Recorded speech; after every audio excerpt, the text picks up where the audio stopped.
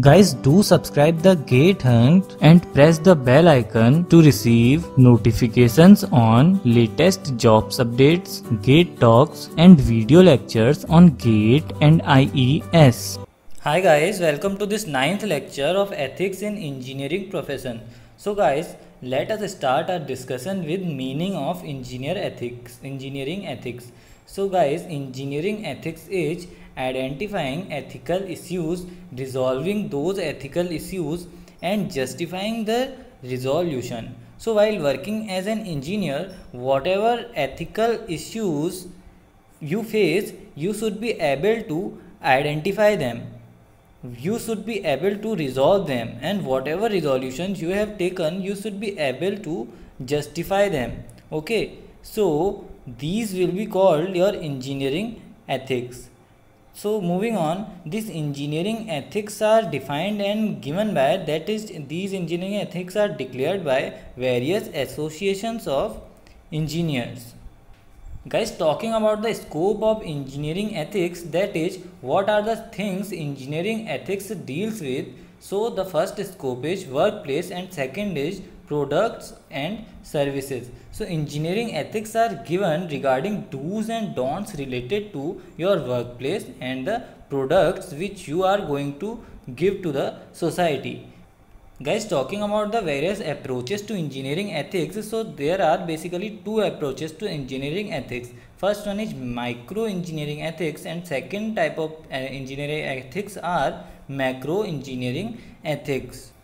Guys, while you are dealing with ethical principles in context of particular individual or particular company, then those ethics comes under the category of micro ethics. Whereas while you are dealing with ethical principles in context of a whole industry, example a cement industry, so those type of ethics comes under these macro ethics.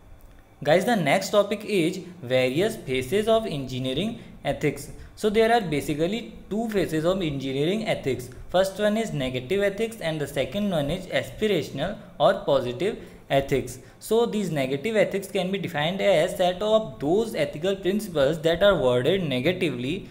So these are called negative phases of engineering ethics. So for example, let us take this ethical principle which says no engineer should disclose trade secrets. So this ethical principle is starting with the word no, which means it is prohibiting or denying something to the engineers. Though this denial is a good thing, but the wording of this statement is negative. So that is why this ethical principle becomes a negative phase of ethical engineering. Guys, moving on, the second phase of engineering ethics is aspirational or positive ethics. So the set of those ethical principles that are worded positively are called this positive or aspirational phase of engineering ethics. So for example, we can take this statement, this ethical principle which says engineers shall work for public good. So in this ethical principle, wording used is positive. So this ethical principle becomes a part of positive phase of engineering ethics. Guys, in every code generated by associations of engineers of engineering ethics, negative phase is given more focus. So ethical principles putting prohibitions, limitations, restrictions on engineers are given prominent position in any ethical code. Guys, moving on, now let's talk about that why engineers needs to study ethics. So the first reason is these engineering ethics brings about good consequences for self and society. Moreover, study of engineering ethics leads to the formation of better and happier engineers. And the third point says that knowing ethical principles is necessary to apply them. So if you want to be ethical, you have to know that what are the ethics. And the fourth point says to communicate in terms of ethics, you need to know ethics. So if you want to make a point to a customer or say a client or before a junior or a senior, then you can make your point effectively by quoting the ethical principles given in various codes given by associations of engineers. Guys, moving on, the next topic is factors which motivate for unethical actions.